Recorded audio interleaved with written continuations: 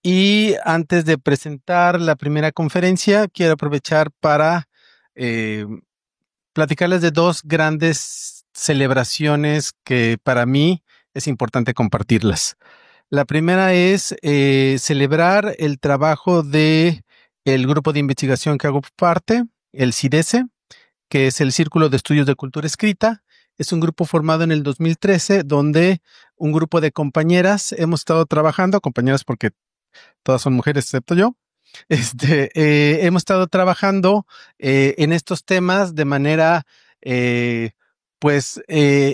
continua desde ese tiempo, y poder ahora participar y organizar este evento creo que es una gran cereza del pastel del trabajo que estamos llevando a cabo, y que va en consonancia con los objetivos de la Universidad Autónoma de la Ciudad de México, que como ustedes saben es una universidad que está diseñada para la inclusión. Entonces, me parece muy importante decirlo. También quiero celebrar que yo vengo de una familia de maestros normalistas, entonces estoy especialmente contento de estar aquí y recordar que mi abuela fue maestra rural en Colima, aquí muy cerquita, y que pues a pesar de que yo hago física, también hago temas de alfabetización académica porque me viene en la sangre, entonces celebro mucho esa parte de poder iniciar este compartir con las escuelas normales superiores, que me parece importante. Entonces celebro esa unión, y por supuesto el hecho de que estemos aquí compartiendo, y por eso para mí es muy importante celebrar que la doctora Paula Carlino está con nosotros en esta por segunda vez en el coloquio, con la conferencia Mi primera secuencia didáctica para explorar usos críticos de la inteligencia artificial en el taller de escritura. Voy a hablar un poquito de la doctora Paula Carlino. Paula Carlino es doctora en psicología, se desempeña como investigadora principal del Consejo Nacional de Investigaciones Científicas y Técnicas, con sede de trabajo en la Universidad de Buenos Aires y como profesora en la Universidad Pedagógica Nacional de Argentina. Desde hace 30 años investiga la enseñanza y el aprendizaje de la lectura y escritura como herramientas involucradas en la elaboración y apropiación del conocimiento, y como prácticas sociales de las comunidades en las que el conocimiento se produce y se transmite. Dirige el GISIOLEM, que es el Grupo para la Inclusión y Calidad Educativa, a través de ocuparnos de la lectura y escritura en todas las materias, que se trata de un equipo pluridisciplinar que estudia las relaciones entre enseñar, aprender, leer y escribir en diversas disciplinas del nivel secundario, superior y de posgrado. Su sitio de internet les recomiendo que lo visiten porque tienen muchos materiales de interés para nosotros. Ha sido galardonada en 2021 como miembro distinguido de la Asociación para la Escritura a través del currículum, y dos de sus libros fueron premiados. Pues no podemos dejar de hablar del bestseller, que es Escribir, leer y aprender en la universidad, una introducción a la alfabetización académica, que lleva 8 reimpresiones, fue traducido al portugués y acaba de salir publicada su segunda edición revisada, con prólogo y epílogo originales. Les pido por favor entonces un gran aplauso para la doctora Carlino, la cual tenemos un gran honor de que esté con nosotros en este evento. Perdón, el control remoto. No está. Quizás está acá. Ese disco que me lleva. Claro, no está todavía. Hola, ¿qué tal? Perfecto. Ya está encendido. Buenísimo. ¿Y cómo se empieza a proyectar? Porque tienen que transmitir desde ahí. Bueno, voy a empezar a hablar sin que todavía esté proyectado. Quizás se puede apagar esta luz para que vean mejor, ¿puede ser? ¿Sí? Es que tienen que escuchar más que tirar. No, claro, así es un poco. No, tanto no, porque. No, además quiero ver el. Perdón, voy a sacar mi. Quiero ver la hora.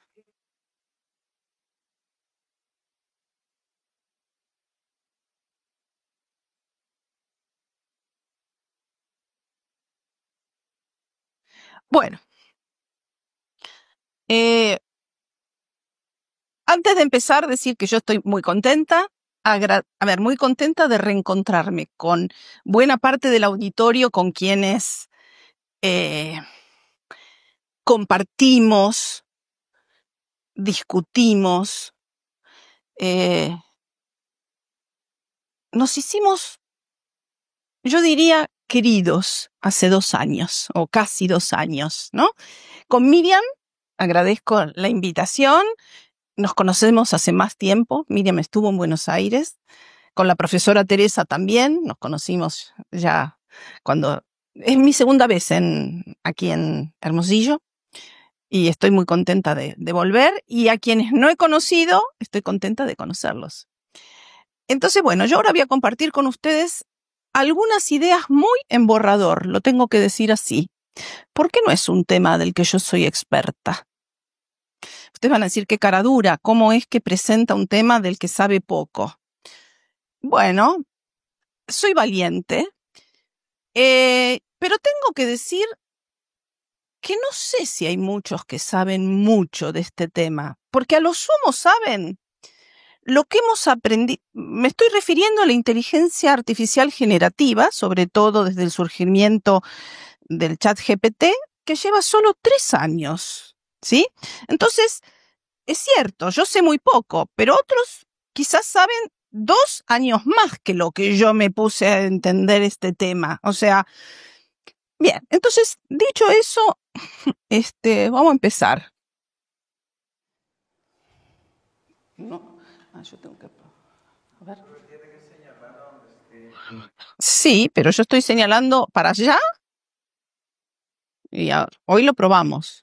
Y ahora no va. ¿Estará encendido esto? No es, yo estoy apuntando ahí, no va. Me dijeron que estaba encendido. ¿Alguien puede chequearlo? Hoy funcionaba.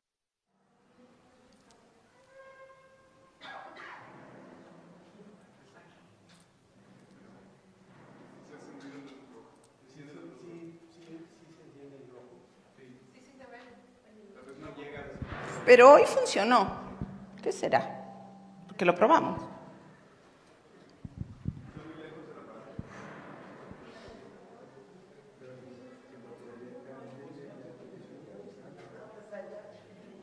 A ver.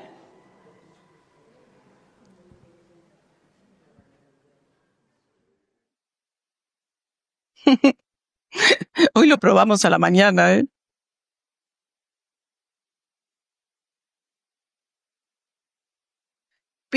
La pila.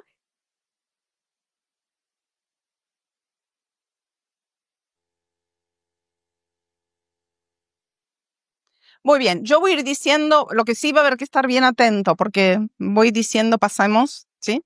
Muy bien. Bueno, se hace manual. Así que pasamos a la siguiente. No era esa. Bueno, entonces, esto es lo que yo tengo como pensado, el orden de la presentación. Bueno, ¿por qué elegí este tema, del que sé poco? Voy a hablar en qué consiste, o sea, mi poca experiencia con inteligencia artificial generativa, para que ustedes sepan, bueno, en qué me baso. no siendo experta, voy a decir algunas cosas para mí importantes, algunas ideas de qué yo creo, qué principios tengo sobre la enseñanza de la escritura antes de la emergencia del ChatGPT o de los programas de inteligencia artificial generativa. ¿Por qué voy a decir eso? Porque después voy a contar la primera secuencia didáctica que diseñé junto con una colega para implementar este año, y acabamos de terminar de implementarlo en el taller de escritura de proyecto de tesis de la maestría en formación docente de la Universidad Pedagógica Nacional de Argentina. Pero la secuencia está diseñada no solo incluyendo inteligencia artificial, sino siendo respetuosa de los principios que yo considero importantes, que tienen su origen y fueron, sí, forjados a lo largo de varias décadas, por lo menos en mi formación, antes de la emergencia de la inteligencia artificial. O sea, no pongo la inteligencia artificial por arriba de otros saberes que yo vengo construyendo o que yo vengo, quiero decir, aprendiendo de otros. Y por eso lo voy a explicitar, porque la secuencia didáctica es el producto de intentar integrar una nueva herramienta, entre comillas, o una nueva tecnología, ¿sí? Sin renunciar a ciertos principios, ¿sí? Bueno, pasamos a la siguiente. Empecemos por lo primero. Bueno, ¿por qué? Todos supongo que comparten conmigo la idea de que desde el surgimiento de ChatGPT estamos inundados, invadidos, sacudidos en los medios de comunicación y en el mundo académico por charlas, promociones, videos, inquietudes, acerca de qué pasa con la inteligencia artificial generativa. La voy a abreviar diciendo inteligencia artificial, pero sabemos que es la generativa, ¿no? Lo que estamos refiriendo. ¿Qué pasa con la educación y la inteligencia artificial? Entonces, dado que estamos inmersos en eso, incluyendo que desde hace 2 años me empezaron a pedir charlas sobre el tema, a las cuales a todas dije que no. ¿Cómo voy a hablar de algo si yo no sé? ¿Sí? Bueno, pero todo eso empezó a generarme un poco la idea de que tengo que empezar a aprender sobre esto. No puedo quedarme ajena a un fenómeno masivo que nos está interpelando. Muy bien. Esto, diríamos, lo que nos llega para mí es predominantemente que hay que subirse al nuevo tren, que si no nos subimos nos quedamos afuera atrasados, ¿sí? Y estuve leyendo que hay toda una contracorriente que denomina a diríamos, a esta sensación de que, o a esta difusión de que necesitamos involucrarnos en esto porque este es el futuro y no hay otra cosa, lo llaman hype, o sea, inteligencia artificial hype. Y yo no conocía esa palabra y entiendo, por lo que fui a buscar, que significa exageración propagandística o bombo publicitario, como que hay algo que no necesariamente es lo que se está vendiendo acerca de la inteligencia artificial. Esa es una actitud crítica, pero diríamos, a la vez, con algunos colegas, empezamos a pensar, bueno, los riesgos, ¿no? ¿Qué es esto? Esto de que escriban y exista la posibilidad de que digan lo que pensé, de que el sistema nos diga algo que pensemos. ¿Qué pasa con nuestro pensamiento? Bueno, empecé con estos temores, diríamos, invadida por la necesidad de decir sumate, sumate, sumate, y dije, veamos. Veamos quiere decir, vamos a abordar esto con actitud investigativa. O sea, no vamos a ser tecnofóbicos, no vamos a ser sometidos a la moda. Vamos a explorar. Y esa es un poco la propuesta de lo que yo vine haciendo desde entonces. Pasamos a la siguiente.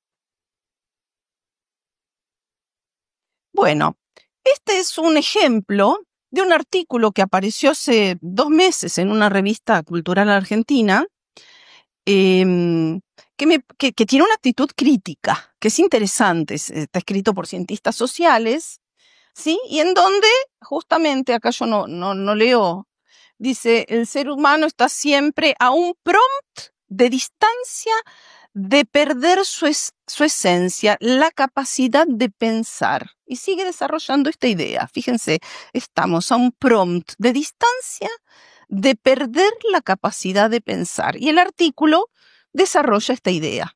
Bueno, pasamos a la siguiente. Les quiero mostrar un poco el universo en el que... perdón, antes de pasar. ¿Por qué? Fíjense, esto lo bajé en PDF, pero ya el PDF me ofrece, acá arriba, no leo nada, el resumen, y acá me dice que si no tengo tiempo, ¿cómo es? Ustedes pueden leer mejor, porque que dice para que, sí, como es muy largo, que use el resumen. O sea, ya estoy involucrada en algo que me aleja de la tranquilidad de poder pensar. Pasemos a la siguiente. Sin que yo haya pedido nada. Muy bien. ¿En qué consiste entonces esta corta experiencia? Y en realidad mi corta experiencia, primero era la sensación de estar, bueno, sí, desde que surgió en noviembre creo que del 22, o sea, hace 3 años, fui a un congreso en febrero del 23, asistí a un panel, pero de hecho mi experiencia empezó más o menos en julio del año pasado, o sea, hace 1 año y piquito. Desde entonces, bueno, ¿por qué empezó ahí? Porque yo estaba escribiendo el prólogo a la 2ª edición de mi libro, del que comentó recién Marco, y había escrito ya un prólogo. Y yo siempre, cuando tengo textos que quiero que después sean leídos, se los doy a leer a lectores de prueba, y en general son mi familia y algunos colegas. Entonces se lo di a mi hijo, a mi papá, a mi marido, a 2 colegas, etc. Bueno, me los devolvieron con comentarios y mi hijo, que no lo leyó, me dijo algo, sí, hijo 25 años. Hoy, mejor dicho, hoy cumple 26. Ayer cumplió 26. Me dijo, ¿por qué no lo escribiste con inteligencia artificial? Yo, cuando me dijo eso, al principio no dije nada, pero pensé, qué disparate. Y después me tranquilicé, o sea, no dije nada, y dije, voy a dejar este prólogo, voy a esperar. Y al cabo de 2 meses le pedí a ChatGPT que me escribiera el prólogo. Y empecé a interaccionar, y ahí fue la primera vez que usé ChatGPT. Eso, ¿sí? Bueno. Hice taller, bueno, y desde entonces, empecé a decir, yo sobre esto no sé nada, pero necesito saber. ¿Cómo voy a saber? Metiéndome paneles académicos que me anoto, escucho todo, ¿sí? Escucho charlas. Me doy cuenta que en las charlas, o en los paneles incluso, ¿quiénes son los que exponen? En mi corta experiencia, encuentro que hay pocos, o casi ningún, profesor de escritura. Muchos son tecnólogos. Hay economistas hablando de la inteligencia artificial para la educación. O sea, economistas que me dicen que yo tengo que usar inteligencia artificial porque me resuelve todo en la educación. Hay Bueno, quiero decir, hay pocos pedagogos, pocos profesores de escritura. Sin embargo, todo el mundo habla de todas las bondades en general de usar estas herramientas para nuestra enseñanza. Hice 2 talleres interesantes, uno de la Universidad de Córdoba de Argentina, otro de un consorcio de universidades europeas, y empecé a hacer revisiones de bibliografía. ¿Qué encontré en la bibliografía? ¿Qué predomina? Pero revisiones sistemáticas. Predominan claramente artículos que dicen en qué porcentaje y cómo usan la inteligencia artificial los estudiantes. Ese está lleno de encuestas, cuestionarios que le preguntan a los estudiantes si usan, qué usan, cómo lo usan. Y son escasísimos. Después hay otros artículos, algunos ensayísticos, que hablan sobre la integridad académica, preocupaciones éticas, etc. Y son escasísimos los que hablan de qué empezamos o no qué hacemos los docentes con nuestros alumnos con la inteligencia artificial. Casi no hay.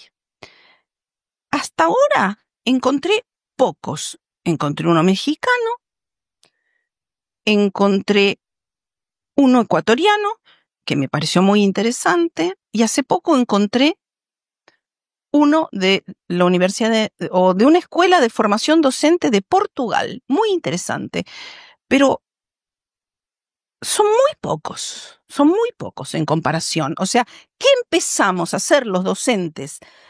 Es como si desapareciera el docente, la inteligencia artificial frente al alumno.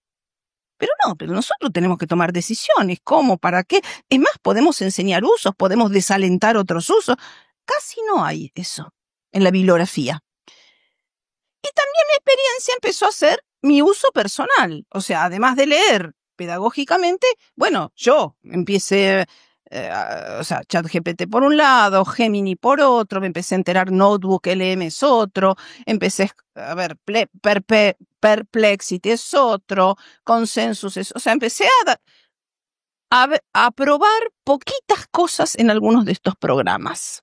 Ya les conté lo de mi hijo. Y empecé también, dije, bueno, yo tengo que empezar a probar con mis alumnos. Nada, en algún momento uno empieza. Y entonces empecé a probar estos programas. ¿Para qué podían servirme para el taller de escritura de proyecto de tesis que yo doy en la Universidad Pedagógica Nacional?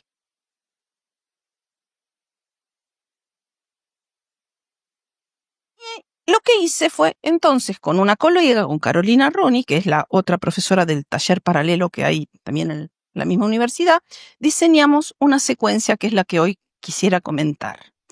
Que no es la secuencia como modelo, es lo que hicimos y sobre eso es lo que vamos a analizar. Pasemos a la siguiente, por favor.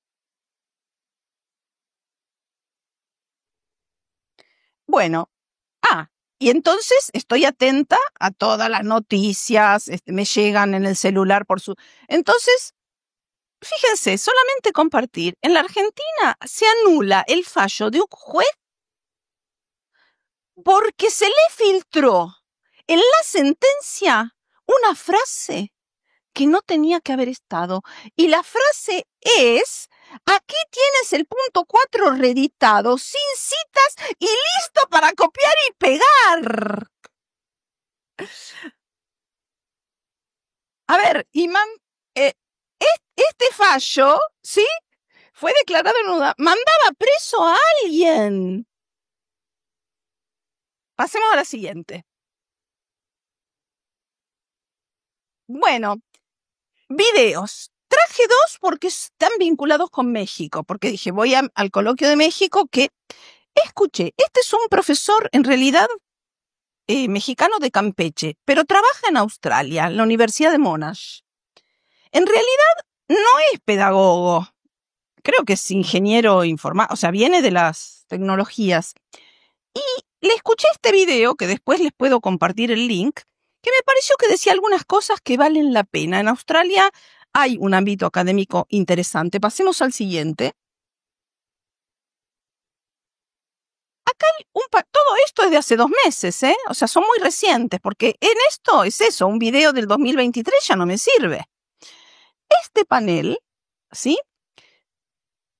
Está hecho, bueno, por 2 tecnólogos, pero a mí me interesó la doctora Gabriela Méndez Cota. Es una filósofa de la tecnología, trabaja en se llama Iberoamericana, ¿puede ser? La Ibero, bueno. Tiene una actitud muy crítica, ¿sí? Pero con muchos conceptos, fuera del sentido común. A mí me enseñó este video, para mí hay que escucharlo. Después les comparto, pasemos. ¿Por qué estoy trayendo cosas que me gustaron? Porque hay un montón de otras cosas que son del sentido común, que hay alguien que se pone a hablar y dice lo que uno podría decir sin haber estudiado nada, ¿sí? Entonces, hay que hacer una selección. Lo que pasa es que para hacer una selección uno tiene que ver las otras miles de cosas que no selecciona. Pasemos al siguiente, por favor. Bueno, paralelamente a esto también está el costado económico, porque vamos a ver que la inteligencia artificial tiene muchas dimensiones. Y creo que para poder entender tenemos que meternos con todo. No tenemos que perder de vista. Hay una dimensión económica. Hay empresas que están esperando hacer muchísimo dinero con esto. Entonces, hay una conocida de la Argentina, lamentablemente, porque fue la segunda del Fondo Monetario del FMI, del Fondo Monetario Internacional, que se llama Gita Gopinath, que no le quiso dar un préstamo a Milei y por eso la eyectaron del FMI, porque sí se lo dieron. Y entonces volvió a la academia, es economista, no sé si de Harvard o qué, y está advirtiendo hace más o menos 20 o 30 días de una charla de que económicamente la suba de las acciones de la bolsa de todas estas empresas de inteligencia artificial, ella cree que que constituyen una nueva burbuja como fue las .com. ¿Sí? Y que se puede desinflar porque están prometiendo más de lo que va a ocurrir. Pasemos a la siguiente. Le estoy mostrando la complejidad y las distintas dimensiones. Bueno, aquí hay un estudio que todavía no está publicado del MIT, del Massachusetts Institute of Technology. No está publicado, pero ahora, escuchen, hay un sitio especializado que publica los preprints. Como todo es acelerado, como todo ya no nos da tiempo para pensar, porque el pensamiento necesita tiempo. Ya no lo tenemos. Entonces se publica antes de que la revista lo revise, antes de que haya pares, pero este artículo, dado que viene del MIT, pareciera ser razonablemente, no sé, serio. Y entonces hay un estudio, también, preprint de hace 3 meses. Un estudio neurocognitivo. ¿Qué es lo que hicieron? Es una muestra muy chica, 54 estudiantes universitarios. A unos les hacen escribir un ensayo con ChatGPT, a otros les hacen escribir un ensayo consultando Internet sin inteligencia artificial y a otros con la cabeza, sin nada, ¿no? Y comparan. ¿Qué es lo que comparan? Comparan qué partes del cerebro se iluminan. A ver, yo lo digo mal, ¿sí? Pero son estudios de activación neuronal, diríamos, que no es mi especialidad. Entonces, lo que observan es lo que, de alguna manera, la hipótesis prevé. Cuando se usa ChatGPT no se ilumina nada. Cuando se escribe, ¿sí? Sin acudir a la inteligencia artificial, las neuronas estallan y entonces generan calor y se ilumina todo. Pero el experimento continuó. Al grupo que había escrito con inteligencia artificial, después le dieron otra escritura, o sea, les hicieron escribir sin inteligencia artificial sobre un tema muy parecido y viceversa. Al grupo que había escrito sin inteligencia artificial le hicieron escribir con inteligencia artificial. Y lo que vieron es que el grupo que había escrito con inteligencia artificial no podía cuando tuvo que escribir sin inteligencia, no recuperó nada de lo que había escrito con inteligencia artificial. O sea, no tenía huella no se había apropiado, no tenía memoria de eso que había escrito, no reutilizó nada. En cambio, al revés, el grupo que había escrito sin inteligencia artificial, que después se le permitió, usó eso que había escrito sin inteligencia artificial para comandar o para monitorear el uso que hizo posterior de la inteligencia artificial. A ver, es una muestra muy chica, no quiere decir que ocurra siempre, pero nos está diciendo algo. Pasemos a la siguiente. Todo esto se baja de internet, ¿eh?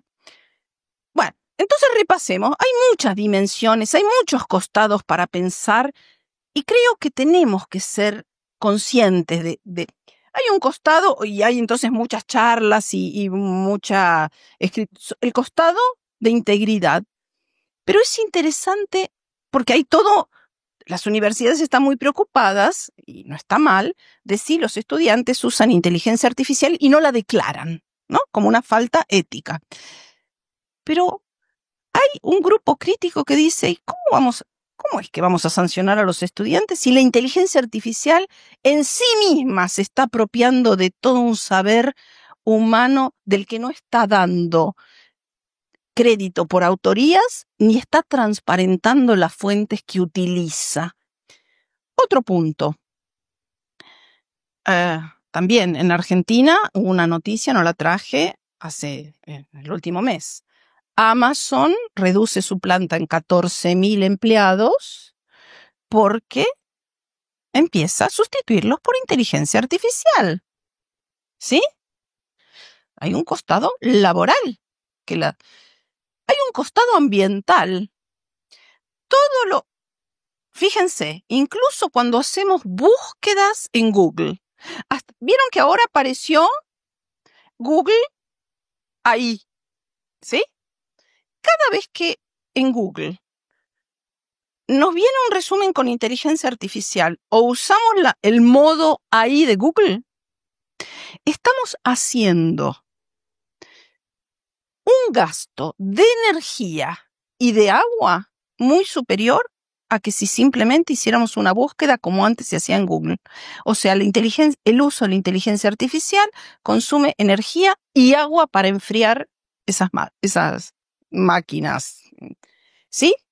Bueno, habría más para comentar porque los resúmenes que da Google, a los que ya mi familia parece adicta, porque ahora ya es el resumen de Google, en realidad, más allá de que gasta mucha más energía y agua,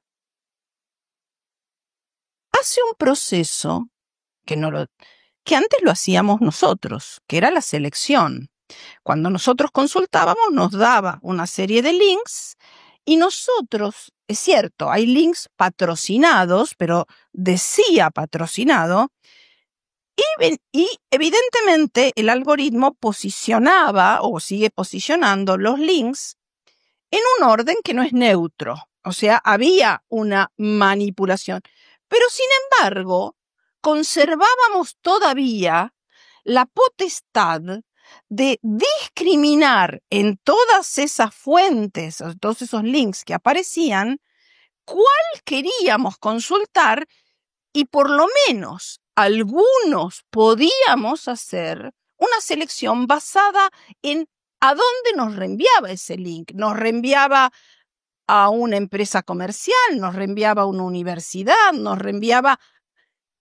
El resumen no nos informa de dónde viene eso. El resumen que nos da la inteligencia artificial nos está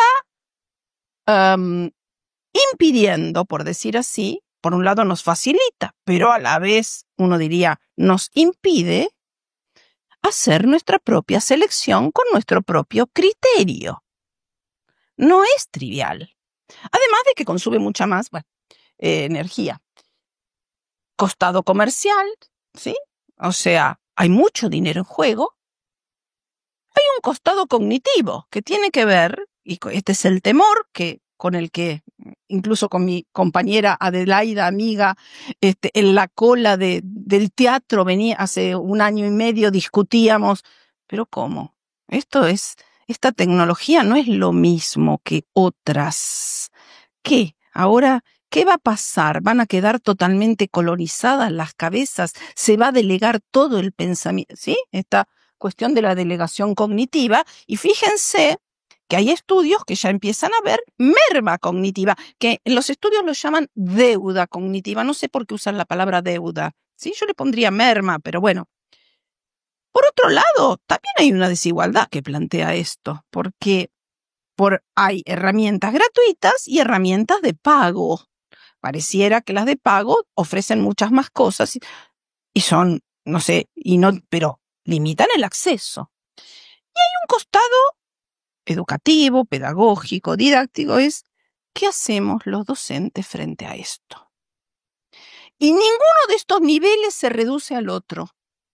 ¿Sí? O sea, creo que hay que conocerlos, pero no queda resuelto. Quiero decir, hay un nivel en donde si no lo hacemos nosotros, que somos educadores, no lo va a hacer ni el tecnólogo, ni el economista, ni el que hace marketing, ni el que trabaja en seguridad laboral. Hay un nivel pedagógico. ¿Qué hacemos?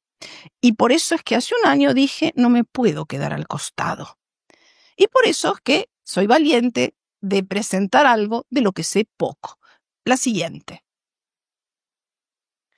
Bueno, principios, o por decir así, mis ideas sobre la enseñanza de la escritura antes de la inteligencia artificial. Ideas a las que no puedo renunciar, porque diríamos, tienen que ver con mi formación, con mi experiencia. Veamos. Quizás esta idea se las compartí en el coloquio anterior, ¿no? Que desarrollé esta idea. Y que está desarrollada, vuelvo, en un artículo que también cité en el coloquio anterior, que fue publicado en México en el 2013. El artículo que se llama Alfabetización académica 10 años después, en la Revista Mexicana de Investigación Educativa. Para mí, la enseñanza de la escritura, para que no pierda sentido y para que los estudiantes puedan, fíjense, aprovechar esa enseñanza, o sea, para que haya aprendizaje, para que los alumnos se lleven puesto algo de lo que enseñamos y no enseñamos, pero después no sabemos qué ocurre. Para mí necesita que nosotros les demos herramientas sobre la escritura, no anticipadamente a que necesiten escribir algo de verdad, sino cuando tienen que escribir lo que necesitan escribir con un contenido, ¿sí? Que no es ad hoc que se lo ponemos nosotros. Y para mí esto adquiere 2 modalidades. O bien, enseñar en las materias, integradamente, entrelazadamente, la escritura cuando enseño una materia, ¿sí? O bien, si yo estoy en un taller de escritura, que ahora voy a tratar sobre eso, ¿sí? El taller de escritura no lo voy a organizar con ejercicios. Lo voy a organizar para acompañar una producción auténtica que los estudiantes necesiten realizar. ¿Sí? Y de esa manera voy a poder situar mi enseñanza en lo que están necesitando aquí y ahora. ¿Sí? En el taller de escritura que yo doy, hacemos eso, porque lo que hacemos, y por eso lo organizamos de esa manera, es durante 1 año y medio, dura 1 año y medio. Tuvimos que cambiar el calendario, diríamos, curricular, que habitualmente las cosas duran 1 semestre o 2 semestres o 1 año. Bueno, se pudo hacer, dura 1 año y medio. Para que ellos salgan del taller con un proyecto de tesis en la mano y que el taller no solo enseñe, sino que acompañe la elaboración auténtica de ese proyecto de tesis. Pasemos a la siguiente. Bueno, acá voy a traer otras ideas que también son previas a inteligencia artificial. Y lo dejé en blanco para que lo pensemos entre todos. ¿Para qué se escribe? ¿Y para qué se pide escribir? Pensemos en las situaciones de trabajo. Olvidémonos de que estamos en un ámbito de enseñanza. Cuando, ¿sí? Alguien escribe en su trabajo, ¿sí? Hay muchos trabajos donde se escribe. El ingeniero escribe, el médico escribe, el enfermero escribe, la enfermera escribe, ¿cómo? El juez escribe, bueno. ¿Para qué se escribe cuando en un trabajo?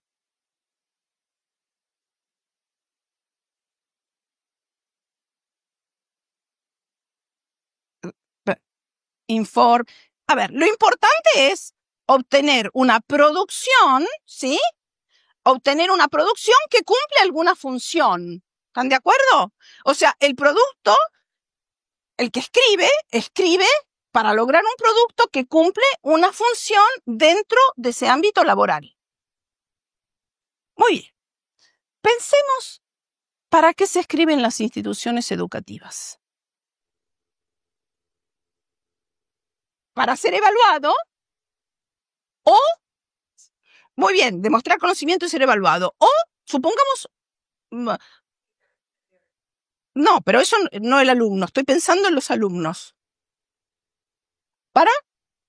Muy bien, fíjense. En las instituciones educativas mayormente, porque fue lo primero que surgió, pedimos a los alumnos que escriban cuando queremos que demuestren lo que aprendieron, o sea, para ser evaluados. Pero si nosotros venimos brevagando, que no se use solo la escritura para decir lo que aprendieron, sino que escriban para que en el proceso de escribir, ¿sí?, les ayude a aprender algo, a aprender un contenido. ¿Están de acuerdo? No es de lo más frecuente, pero pedagógicamente venimos tratando, y incluso a veces de integrar, que en la misma situación evaluativa a la vez sea una instancia de aprendizaje. ¿Están de acuerdo con eso? Pero entonces acá pensemos que hay una relación distinta entre el proceso y el producto.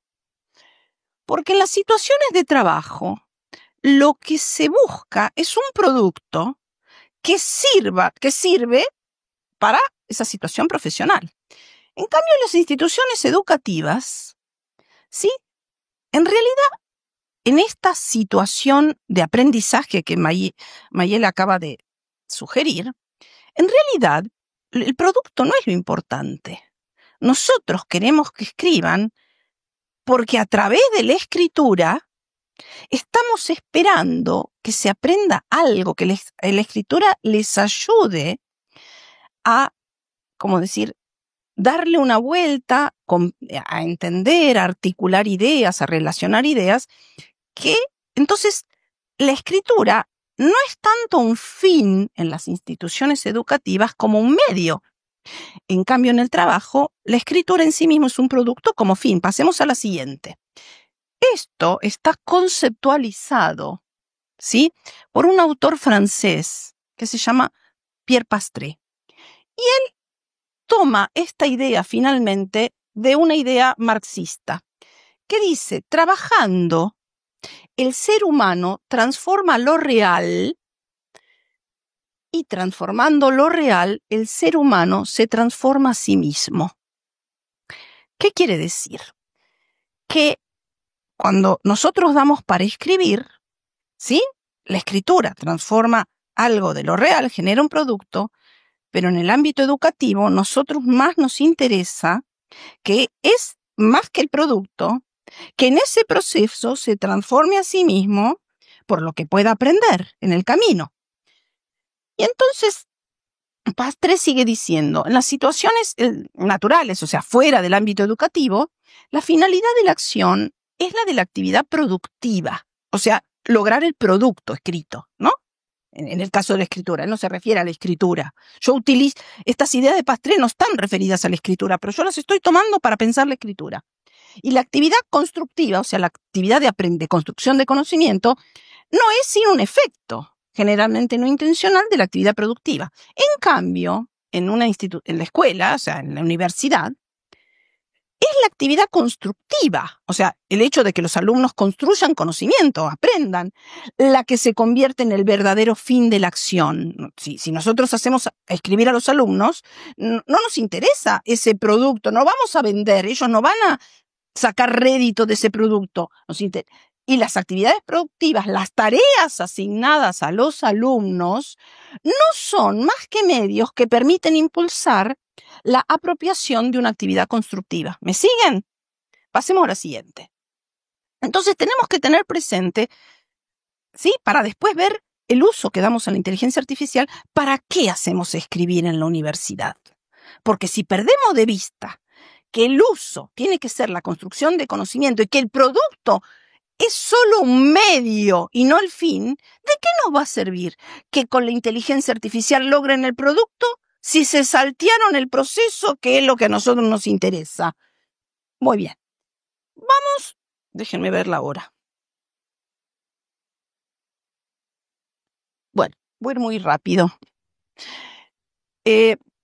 Otra idea antes de la inteligencia artificial es pensar qué relación hay entre escribir y aprender y conocer. Y entonces, yo diría, por lo menos hay dos relaciones potenciales. Digo potenciales porque no siempre se concretan, ¿sí? En ciertas condiciones. Una es escribir para aprender acerca de lo que se escribe. Hacemos un clic, ¿sí? Un clic. Que es lo que Bereiter y Escardamalia llaman escribir para transformar el conocimiento. Un clic, please. No me avanza. Ahí está. Muy bien. Pero hay otra relación potencial, ¿sí? Esto es lo que se llama la función epistémica de la escritura. Hay otra relación potencial que no está, para mí, difundida en la bibliografía, que yo tengo un estudio sobre esto, que no me voy a detener hoy, pero si quieren, en otro momento podemos conversar, que es que cuando se aprende a escribir en un nuevo género textual, complejo, desafiante, como por ejemplo el proyecto de tesis, no solo la escritura sirve para elaborar y transformar el conocimiento sobre el tema acerca de lo que uno escribe, sino que al aprender a escribir en un nuevo género, se aprenden a realizar operaciones cognitivas que no se harían si no se aprendiera a escribir en ese género. Vamos a pasar rápido, hagamos clics, otro clic, otro más, otro más, desarrollemos un poquito esto. Bueno, fíjense, la función epistémica de la escritura depende de lo que está en naranja, que son propiedades de la escritura como tecnología. La escritura como tecnología, ¿sí? La escritura es una tecnología del pensamiento, una tecnología de la palabra. Por un lado, objetiva, o sea, crea un objeto de lo que inicialmente es sujeto. El pensamiento es parte del sujeto. La escritura lo objetivó. La escritura externalizó, sacó afuera lo que mi pensamiento está dentro, y la externalización genera una posibilidad, que es la observabilidad de mi pensamiento. Si yo lo tengo afuera, lo puedo ver. Si yo lo tengo adentro, lo tengo confundido o mezclado el objeto con el sujeto. No puedo verlo. Y a la vez, la otra propiedad de la escritura es la permanencia en el tiempo. No se va. Mi pensamiento se va. El lenguaje oral es efímero, se va. Estas propiedades son las que ayudan, ¿sí?, a la función epistémica de la escritura, a que yo pueda usar la escritura para elaborar ideas, para aclararme lo que pienso, para planificar, borrar, volver para atrás, ensayar, descartar. Permite que yo sostenga mi concentración, enfoque ideas abstractas, ¿sí? Avance, si algo dejo en reposo, vuelvo, ¿sí? Compare, bueno. todo esto está descrito mucho en la bibliografía, es la función epistémica de la escritura. Pasamos a la siguiente. Bueno, yo esto muy rapidito. Estos son autores que han trabajado este asunto, ¿sí? La función epistémica de la escritura habla de que la escritura es un método para pensar y no solo para decir lo que ya pensé, ¿sí? Estos autores, Carter, Miller y Penrose, hablan de que escribir es un proceso intelectual y no solo un producto textual, y es por eso que en las instituciones educativas intentamos que la escritura sirva para aprender. Bueno, Bereiter y Escardamalia tienen un modelo que contraponen decir el conocimiento o transformarlo al escribir, y estos autores precisamente hablan que se transforma el conocimiento cuando se genera una dialéctica, lo que ellos llaman entre el espacio de contenido y la situación, retórica. Pasemos, vamos rapidito con esto. Y me gusta esta idea, que tiene que ver con la función epistémica de la escritura, que dice, ¿cómo puedo saber lo que pienso si no veo lo que digo? ¿Sí? ¿Cómo puedo saber lo que pienso si no veo lo que digo? Pasemos a la siguiente, voy a tener que ir así muy rapidito. La otra relación potencial entre escribir y conocer tiene que ver con aprender un nuevo género, que entonces lo que se transforma no es solo el conocimiento acerca del tema sobre el que escribo, sino que se transforma lo que yo en mis capacidades cognitivas puedo hacer, yo como conocedor. Pasemos al siguiente. Bueno, aprender a escribir en un nuevo género implica aprender a hacer, a desempeñar, a realizar un trabajo intelectual típico de ciertas comunidades especializadas, típico, ¿sí?, de cierto sistema de actividad en la, ¿sí? Implica hacer algo cognitivamente que yo no estoy acostumbrada y, por lo tanto, tras aprender y, por lo tanto, enseñar a escribir en un nuevo género, no atañe solo a enseñar y aprender rasgos formales de la escritura, sino a hacer algo con el pensamiento, que si yo no escribiera en ese género, no lo tendría que hacer, no lo sabría hacer. Pasemos a la siguiente. Entonces, fíjense, aprender a escribir un nuevo género no es solamente aprender a desarrollar capacidades comunicacionales, lingüísticas, discursivas, sino a ejercer un quehacer intelectual de pensamiento, de razonamiento, típico de ciertos grupos sociales en donde circula ese género. A través del aprendizaje de los géneros textuales, me empiezo a parecer cognitivamente a los miembros de esa comunidad en donde esos géneros se leen y se escriben. Porque empiezo a hacer un trabajo intelectual similar al que hacen esas personas. Siguiente. Fíjense, el escrito, por ejemplo, el proyecto de tesis, da carnadura, da carne a ese quehacer intelectual. Clic, de nuevo, damos un clic. Y el hecho de escribir en ese género tracciona, o sea, tira para que yo tenga que ejercer ese quehacer. Porque no puedo escribir un proyecto de tesis sin pensar de la manera en que se piensa en las comunidades donde circulan los proyectos de tesis. Pasemos al siguiente. Bueno, ahora sí. Tenemos acá una imagen con inteligencia artificial, porque también sirve para esto, ¿sí? Que está con el arco de triunfo y que, como todos dicen, llegó para quedarse. Bueno, clic de nuevo. Pero, si llegó para quedarse, nosotros no nos vamos a someter, sino que vamos a problematizar cómo es esto, ¿sí? Porque para eso nos formaron. Seguimos. Nos formaron críticamente y honramos esa formación. Otro clic, por favor. Bueno, entonces, esto fue lo que yo me propuse, ¿no? ¿Para qué y cómo damos cabida a la inteligencia artificial generativa en nuestras clases sin menoscabar, fíjense, la función epistémica de escribir y la otra relación de la escritura y conocimiento que les acabo de contar, sin menoscabar el desarrollo de funciones psicológicas superiores que está vinculado al aprendizaje de nuevos géneros. ¿Cómo hacemos para no perder eso que la escritura nos ayuda a que los alumnos puedan construir? Y por lo tanto, ¿qué delegamos? O sea, ¿qué dejamos de hacer? Y le pedimos que haga algún programa de inteligencia artificial generativa.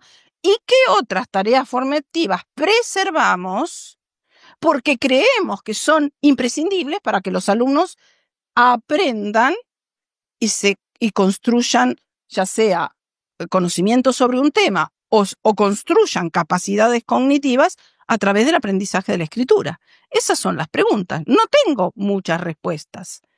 Eso es lo que estoy tratando de ver cómo. Pasemos a la siguiente. ¿Cómo? Bueno, es más o menos lo mismo.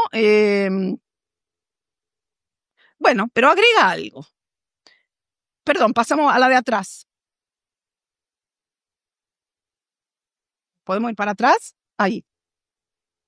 O sea, nosotros queremos, ¿sí?, que los alumnos, fíjense, acá me interesa esta parte.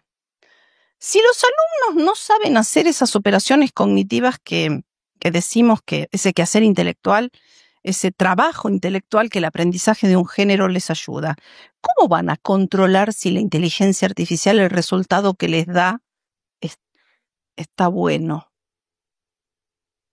¿No? Si yo no sé hacerlo y me lo dan, acepto cualquier cosa. Bueno, y lo mismo, ¿cómo hacer para que experimenten esa potencialidad epistémica del escribir antes de que es la que me va a permitir también timonear y controlar a la inteligencia artificial? Ahora sí, pasamos a la siguiente. Bueno, entonces, esta es la pregunta. ¿Qué usos dar en el aula? En cualquier aula. Yo lo pienso en el aula de escritura, pero para mí esto es general para la enseñanza de cualquier materia. ¿Qué usos dar a la inteligencia artificial sin abandonar los pilares del pensamiento crítico? No aceptar sin considerar alternativas. No admitir sin ahondar en razones. Cuestionar, no dar por supuesto. No adherir antes de entender por qué. Evaluar las fuentes. ¿Cómo se llegó a esto? Poner a prueba. Problematizar con los alumnos, y esto excede, esto es el marco sociopolítico, incluso geopolítico, podríamos también decir, a qué intereses benefician los algoritmos y la delegación de funciones en la inteligencia artificial. Pasemos a la siguiente. Bueno, entonces fíjense, esto es un problema didáctico, pero enmarcado en un problema político, y entonces hoy con el profesor hablábamos del asunto. Entonces les traigo justamente un posteo de una polaca, ¿sí?, que es traductora. Hacemos un clic, que está en inglés y acá está traducido. Clic. Que no la conozco, pero está en Twitter, en X. ¿Lo leyeron? ¿Sí? A ver, es muy profundo. Yo quiero para mis alumnos que la inteligencia artificial lave mi ropa y friegue los platos para poder dedicarme al arte y a la escritura. No que la inteligencia artificial haga mi arte y mi escritura para que yo pueda lavar la ropa y fregar los platos, que creo que es lo que a algunos les interesa que terminemos haciendo. Pasemos a la siguiente. Bueno, secuencia didáctica. A ver, yo no sabía cómo representarla. Piensa en un eje de izquierda a derecha, en el tiempo. Es un eje temporal. El taller dura 1 año y medio. La secuencia didáctica tuvo lugar en los últimos 2 meses. Por lo menos tuvo lugar de mi parte. Algunos alumnos ya la empezaron a usar antes. Tenemos que saberlo. Pero no tuve incidencia. Entonces hubo todo un trabajo previo para ayudarles a escribir, en donde hasta entrar con la inteligencia artificial casi tenían un primer borrador precario, con muchos problemas, de su proyecto de tesis. La inteligencia artificial entró en los últimos 2 meses.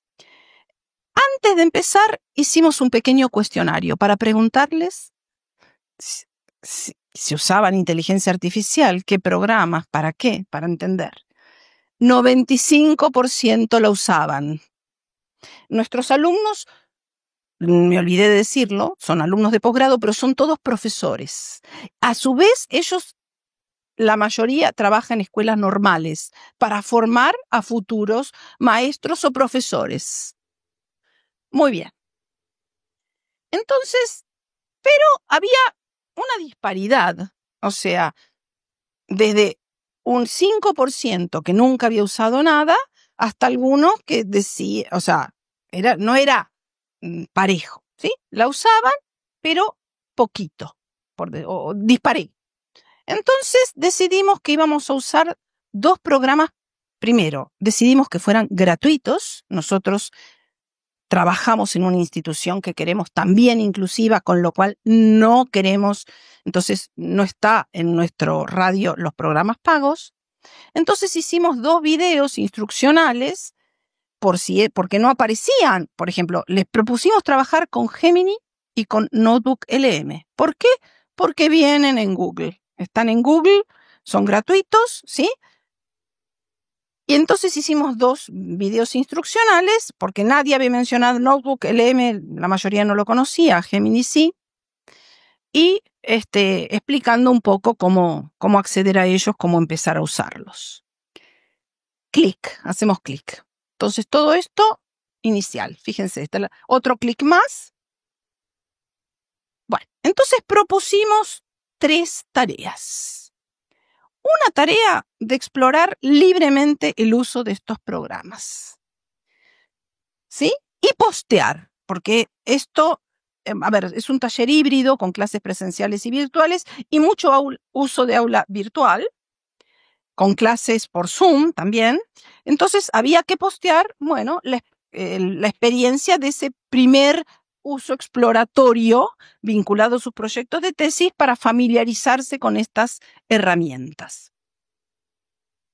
Otro uso, quiero decir, otra tarea, 2 semanas después, esto es una frecuencia quincenal, fue vimos que en sus proyectos de tesis estaba muy flojo el apartado antecedentes. Muy flojo. Entonces dijimos, bueno, o sea, vendría bien si se puede enriquecer. Entonces les pedimos que con Gemini buscaran bibliografía y dimos toda una consigna muy detallada, ejemplos de prompts, porque hay toda una corriente donde aparentemente la clave está en el prompt, y eso también hay que preguntarse, ¿sí? Pero la corriente es que la clave incluso se llama ingeniería de prompts, como si fuera, ¿sí? Bueno, ingeniería de prompts.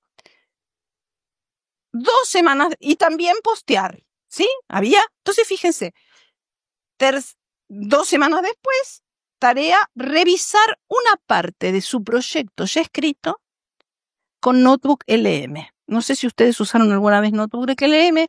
Notebook LM, uno tiene que subir los materiales.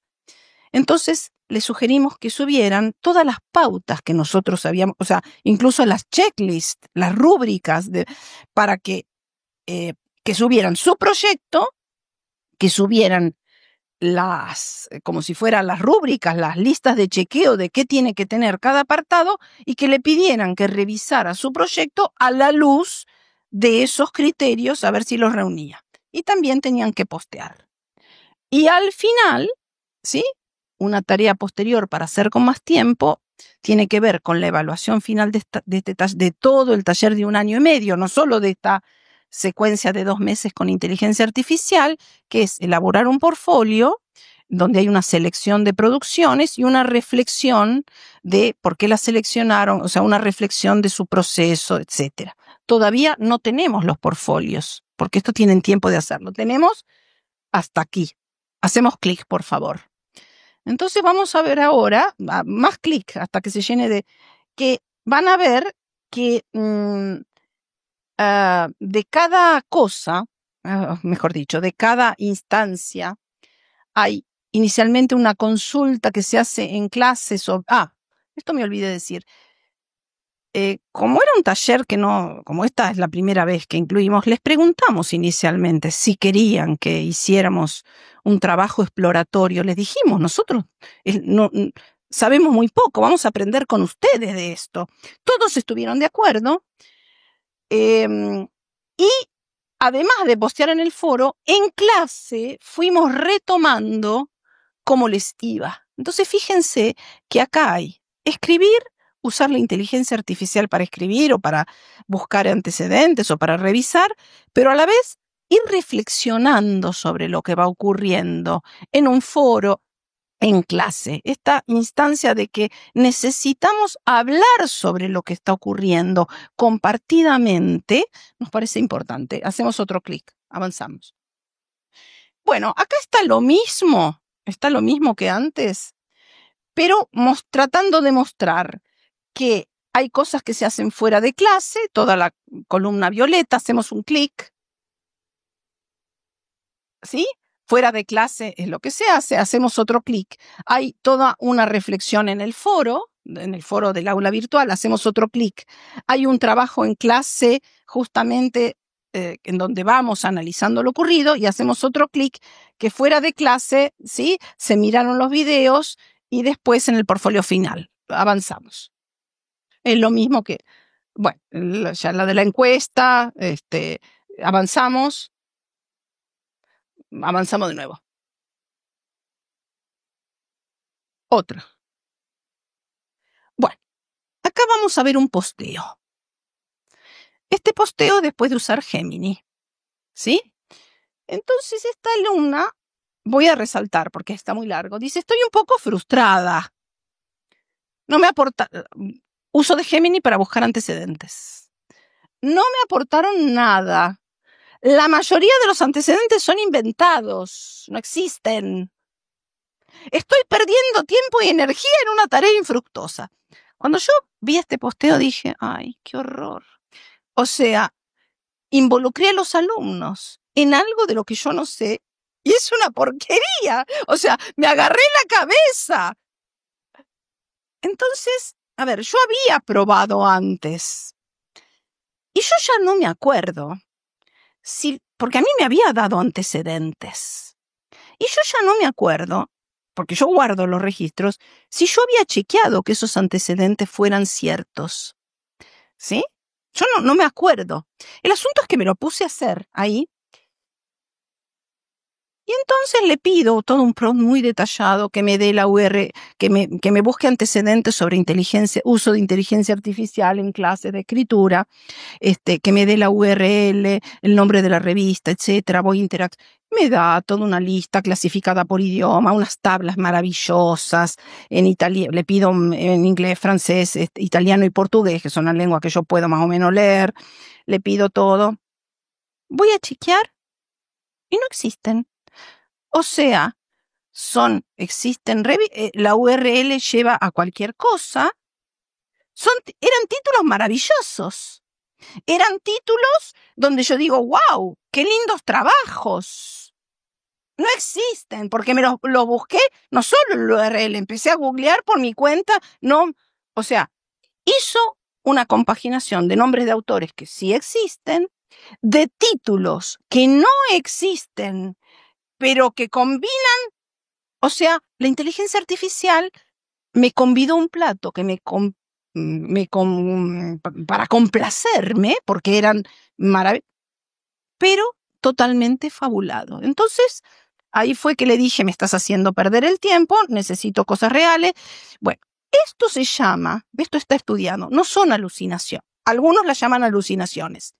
Pero hay un autor, Tom Hicks, que cuestiona la idea de alucinación, porque dice que la inteligencia artificial no es un error, la alucinación. Por el momento, es parte de lo que es, porque está hecha para simular, no está hecha para coincidir con lo real. Entonces está hecha, y esta es la palabra que usa, para sanatear, no sé si existe aquí, para volasear, para a ver, para fabular. En inglés te da bullshit. A ver, pero no es, porque yo me fui a buscar lo que es bullshit, no es solo basura, es ¿cómo se dice acá cuando alguien te mete un verso? Que pretende, alguien que te cuenta una cosa, que pretende que te lo creas, pero que es bueno, muy bien, está hecho para parecer. Entonces dice, no es un error, es que por el momento es eso. Bueno, pero después, cuando le dije, me dio algunos artículos existentes. Se disculpó muy atentamente y me dio artículos que sí existen. Toda esa interacción está colgada en el taller de escritura. Si quieren, ¿sí? Después pasemos a la siguiente muy rápido. Bueno, entonces yo le contesto en el aula virtual, porque digo SAST, le contesto, muy claro tu aporte, saber qué no funciona es también un posible resultado cuando cuando investigamos, necesitamos conocer cómo les va al resto, ¿sí? De los demás, y los demás siguieron posteando y la mayoría coincidía en que muchos artículos, la mayoría, Gemini no sirve para buscar artículos. Pasemos a la siguiente. Esto es, en cambio, la otra tarea de utilizar Notebook LM para que revise, que ayude a revisar, si yo le subí mi borrador de proyecto de tesis y le subí como criterios que tiene que tener, que me ayude a revisar un apartado. Entonces, aquí un alumno, no, perdón, esta es mi respuesta, me salteé. El alumno dice que sí le sirvió. ¿Sí? Que le sirvió para revisar tal cosa, etcétera. Entonces yo contesto. Y entonces yo le digo, qué bueno que le funcionó a Cristian, y digo, supongo que él está chequeando el resultado, porque lo que yo pedí fue que el resultado que diera Notebook LM que a ellos les pareciera pertinente lo sombreara en verde. Y los resultados de revisión de su proyecto que les diera Notebook LM y que ellos consideraban, pues yo les puse, chequeen, desacertados, pónganlo en rojo. ¿Sí? Eso fue, porque quiero decir, el control lo tiene que hacer el humano. Después de haber cursado el taller casi, 2 meses menos que el taller completo. Entonces le digo, qué bueno que supongo que Cristian realiza su valoración positiva de resultado a partir de evaluar el resultado obtenido, contrastándolo con lo que él sabe y yo he aprendido en este taller sobre qué esperar de cada apartado del proyecto de tesis. Y le pongo, lo subrayo para que pensemos si podríamos haber delegado en cualquier programa de inteligencia artificial esto u otras tareas antes de haber trabajado y movilizado de parte de ustedes cierto conocimiento del género proyecto de tesis y del tema porque no habría conocimiento con el cual controlar el resultado. Pasemos a la siguiente.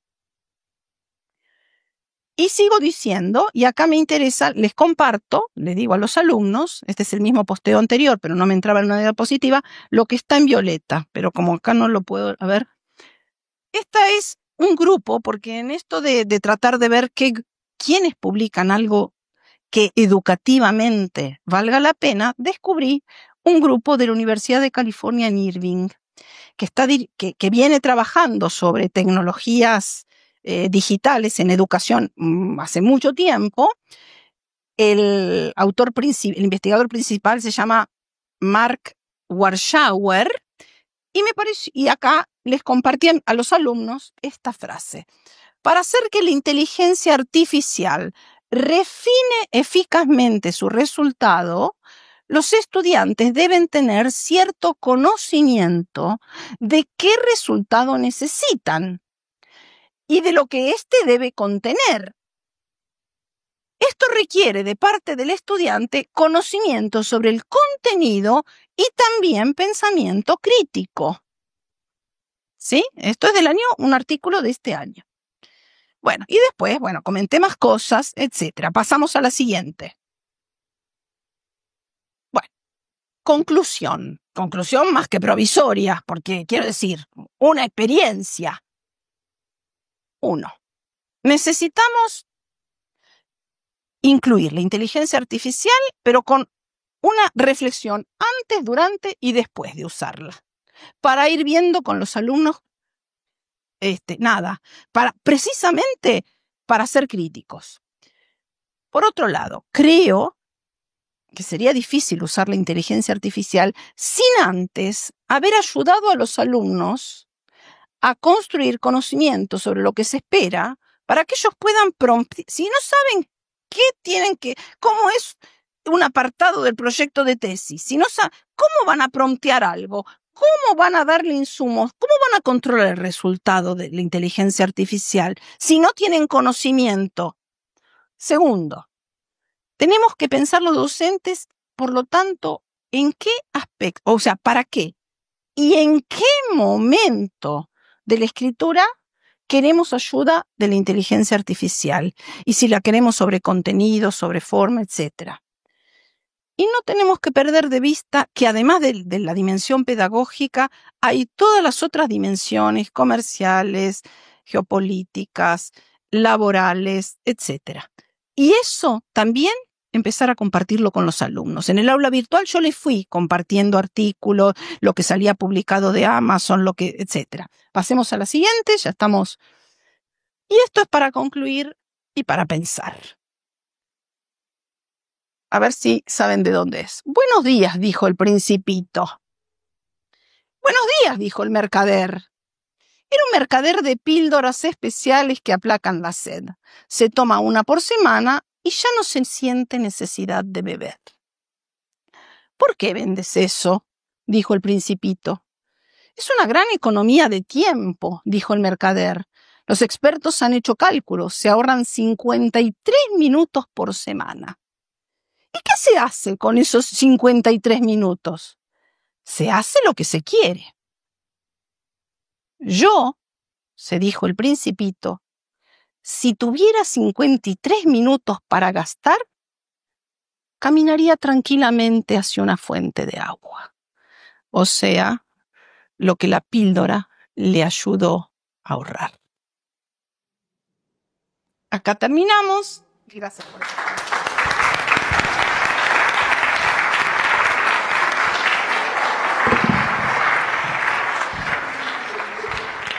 Le agradecemos a la doctora Carlino esta plática y damos espacio para preguntas.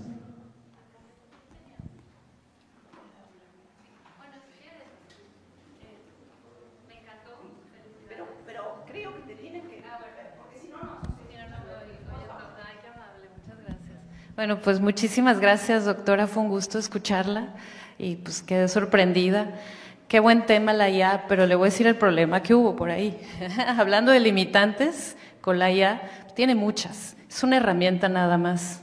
Como bibliotecaria se los digo. Para poner una búsqueda o dejarle una búsqueda de bibliografía a una IA, nos encontramos con un gran problema, que fue lo que sucedió con sus estudiantes, la interoperabilidad entre sistemas. La IA todavía no accede a los catálogos en línea de una biblioteca. No accede a una biblioteca digital. Toda esa información, hagan de cuenta que están así como IA, catálogos en línea, biblioteca digital, y no hay algo que ligue a esos recursos informativos. La IA no puede. Nos puede ayudar, porque sí ayuda la IA, mínimo a qué autores. Pues qué autores están publicando de qué tema. Pero por eso el enlace lo inventó, o lo supuso, o no sé qué hizo, porque no es el exacto, pero sí nos dio una idea de pues quién publica qué estoy buscando, pues quiénes publican, pues tal y tal y tal, pero recuerden eso, todavía no llega, y quién sabe, a acceder por la interoperabilidad a otros sistemas que tienen información de calidad. ¿Y por qué? Una biblioteca digital cuesta muy cara. La Universidad de Guadalajara tiene muchas bases de datos, cerca de 80 creo, y no las va a poner de a gratis así, porque a la universidad le cuesta. Sí hay ciertas cosas a las que puede el público en general acceder, pero hablamos de eso, de economías, o sea, y el conocimiento de calidad es costoso. Lo sigue siendo, claro, hay iniciativas de que se abra el conocimiento gratuito y todo, y a mí me parece excelente. Yo pienso que el conocimiento en realidad cobra valor cuando impacta a alguien más. Si lo que yo hago es una idea para alguien más y esa persona lo vuelve a hacer y lo hace mejor, pues qué mejor recompensa tenemos que esa. Entonces, aguas con pedirle la IA bibliografía, o sea, puede ser, pero tal vez el estudiante no consigue porque el sistema aún no es interoperatible con otros recursos informativos. Gracias. ¿Alguien más? ¿Alguna otra pregunta? Sí, buenos días. Muchas gracias por su charla, doña Paula. Y yo quería preguntarle, porque, por ejemplo, en la universidad donde yo trabajo, que es la Universidad de Costa Rica, en primer año, en los cursos de humanidades, se da un taller de escritura de un trabajo académico. Es el primer acercamiento de muchos estudiantes a la escritura más formal. Y el dilema en el que estamos ahora es que, y creo que pasa en muchos países, las universidades están en una indecisión, ¿verdad? Que tienen los sistemas de bibliotecas, tienen inteligencia artificial, se promueve, no se castiga, ¿verdad? Porque tampoco se le puede llamar plagio, o por lo menos en esa discusión está la Universidad de Costa Rica ahora, pero a la vez son los estudiantes de primer año que necesitan aprender a escribir porque no lo han hecho en la secundaria, ni en la primaria menos, ¿verdad? Entonces, yo quería saber, porque usted trabaja con estudiantes de posgrado, entiendo, ¿no? Ya.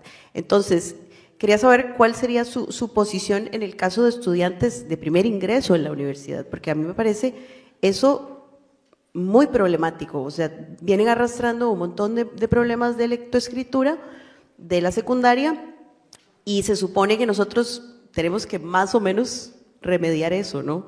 Es imposible en un año, que son los 2 cursos de humanidades, pero a mí me parece crítico y la universidad, por lo menos mi universidad, no está clara en los lineamientos para nosotros y es muy difícil como docentes tomar una decisión de prohibir o integrar de cierta forma porque no hay lineamientos claros.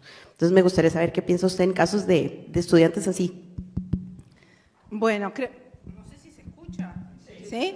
Bueno, está muy buena esta pregunta. A ver, creo que es eso, hay que ver en qué momento se introduce, no es lo mismo posgrado que grado, pero por otro lado, si los estudiantes ya la usan y nosotros hacemos como que no, porque decimos que es temprano, en realidad estamos dejándolos más indefensos que si empezamos a abrir para qué la están usando e intentar que sus usos no deleguen lo que no queremos que deleguen. O sea, si los estudiantes ya la usan, para mí hay que acompañar ese uso y ver de qué manera, o sea, acompañar ese uso quiere decir hacer algo, hacer como que la inteligencia artificial existe.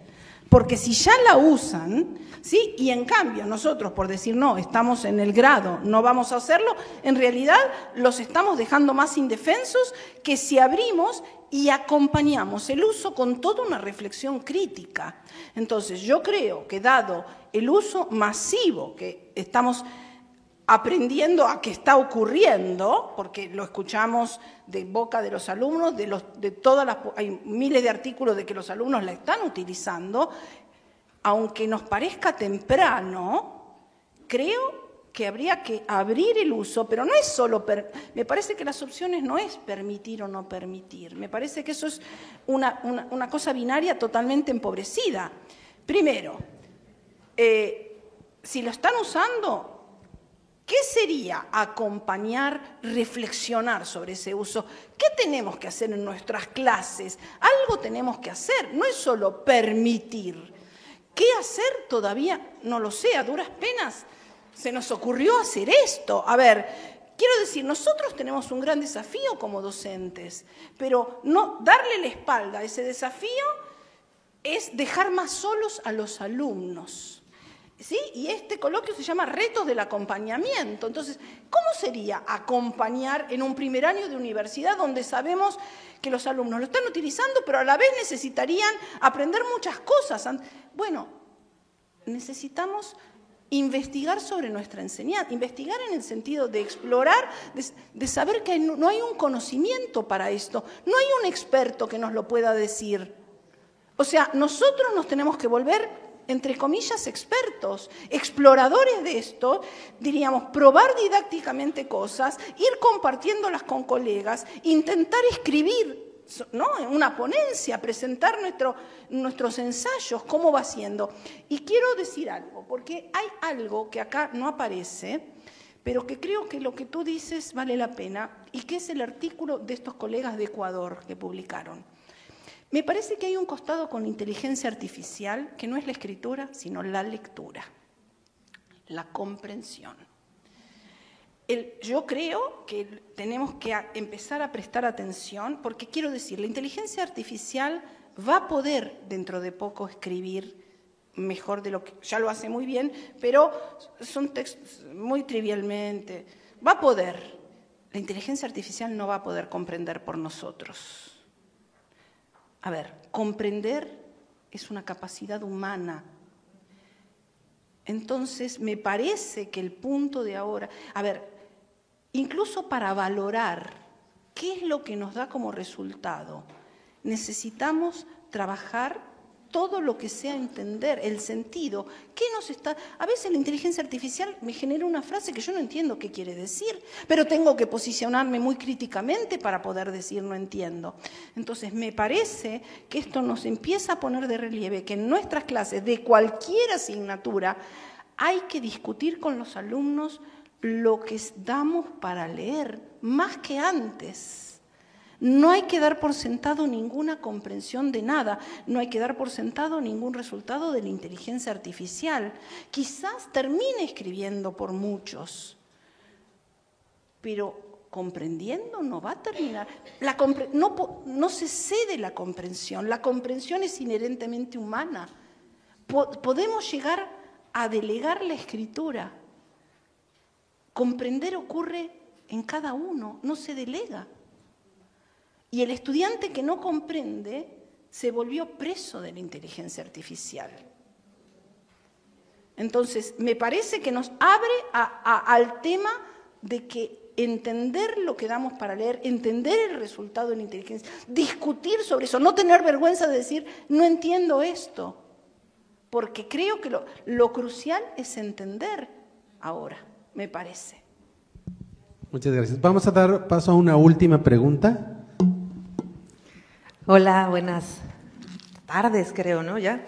Días, tardes, no lo sé, todavía tengo como la hora de... Yo vengo de Veracruz, mucho gusto en conocerla. La verdad es que vengo además como representando a un montón de mis compañeros que admiramos su trabajo y que finalmente creo que sí somos parte de este movimiento de repensar las formas en las que estamos acercando actualmente los contenidos en las aulas, ahora de nivel superior, ¿no? Yo estoy haciendo una investigación para la Universidad de Guadalajara de literacidad corporal, justamente, y es ahí donde quiero poner acá un poco en la mesa el término de literacidad, que nos ha ayudado muchísimo a nosotros también a comprender y a replantear lo que hacemos como docentes.